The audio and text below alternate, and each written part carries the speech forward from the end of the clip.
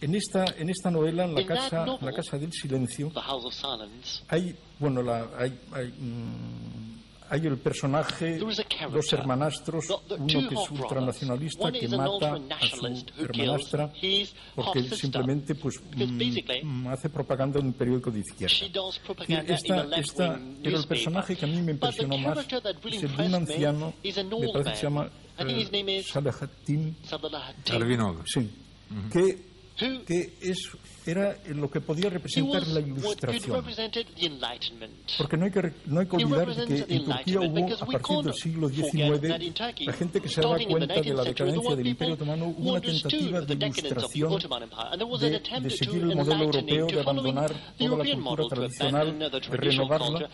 Y entonces este personaje es un personaje extraordinario que me recuerda de algún modo los ilustrados españoles del siglo XVIII. Es decir, que dedicaban también en el desierto, solo con una minoría, pretendían acercarse a Europa, se encontraban con el rechazo de Europa, un poco como lo de l'Afrique commence au Pyrénées, que era lo que sufrimos los españoles durante un siglo y medio, pues lo está sufriendo aún Turquía. Pero el ejemplo más conmovedor es de este señor que escribe un tratado en caracteres árabes para demostrar que Dios no existe, que todas las religiones son un engaño, que la necesidad de avanzar en la ilustración, etcétera. Y cuando ocurre la reforma de Ataturk y pasa al alfabeto latino, nadie entiende ya lo que es escrito.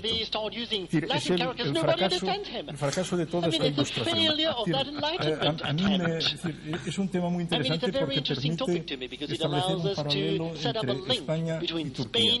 Dos países que fueron un gran imperio. El Imperio Otomano y el Imperio Español eran los más fuertes del Mediterráneo en el siglo XVI, y poco a poco hubo la decadencia del Imperio Turco, del Imperio Otomano, la decadencia del Imperio Español, muy paralelo y por las mismas razones, es decir, por el abandono de la diversidad, de la apertura cultural, etcétera, a causa, en un lado, por la Inquisición y por otro lado, digamos, por el sectarismo religioso existente también. Es decir, que hay un paralelo extraordinario entre la decadencia de los dos imperios.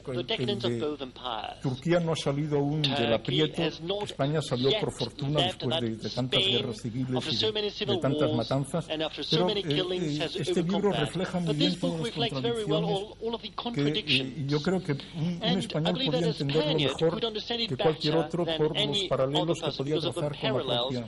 That you can find in Turkey. This is all about forgetting. The naive and good-willed and very positive modern Turkish westernization, especially after the implementation of modern Turkish Republic, was to believe that if you forget the Arabic and Persian past, you will automatically be part of Europe.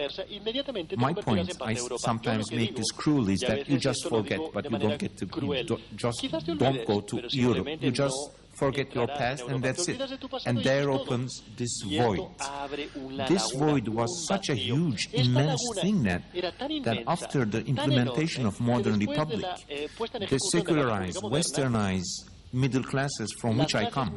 I'm coming from an upper middle class, westernized, secular Istanbul family, which sees itself to be European and looks at the nation a bit backwards, but we are going to improve them, we will educate them, make them Europeans. But on the other hand, they are not my family. Although we naively all believe that they are Europeans, they are not radically different from the nation.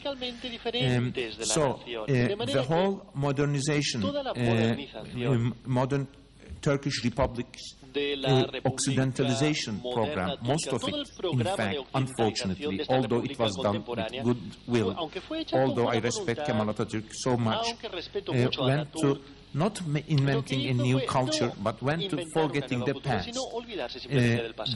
Since these westernizers were not religious and wanted to make it clear to the nation that we have to put a distance between the Turks and the Arabs and Persians because of the nationalism, it was, the whole process of modernization was a process most of the time was of forgetting. And this opened a void in which all the spiritual problems, all the social problems that Ottoman or Islam, Ottoman mystic dervish lodges had solved, answered, or Persian Ottoman literature addressed.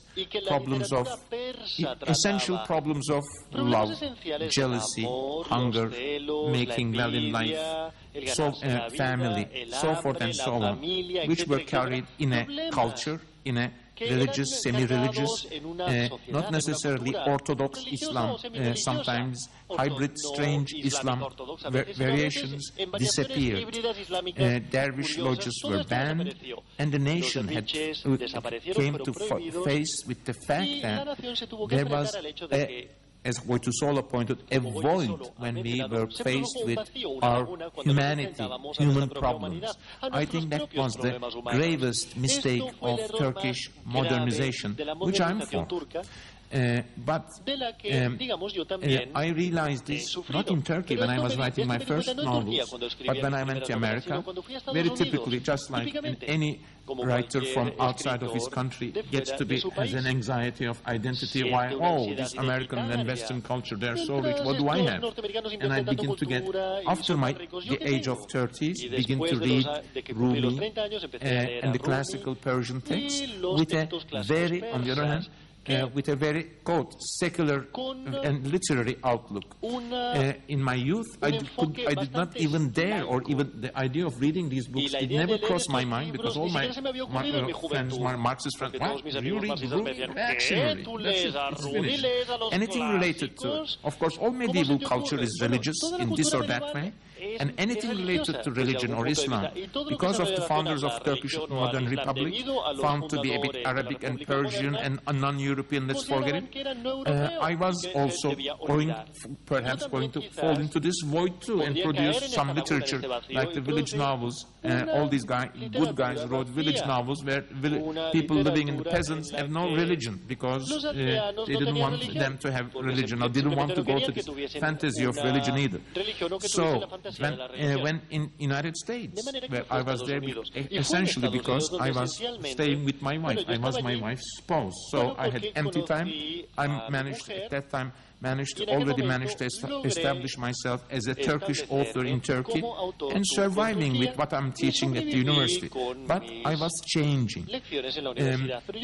Writers like Borges and Calvino helped me to produce a new literature and to understand old Islamic allegories only through literature, leaving aside religious aspect.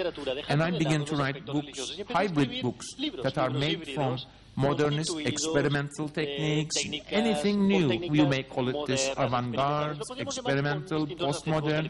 I was hungry for anything that comes from West and different. And that's how I begin to read your novels. And my intention to combine this with the Rumi, Islamic past, and produce something new.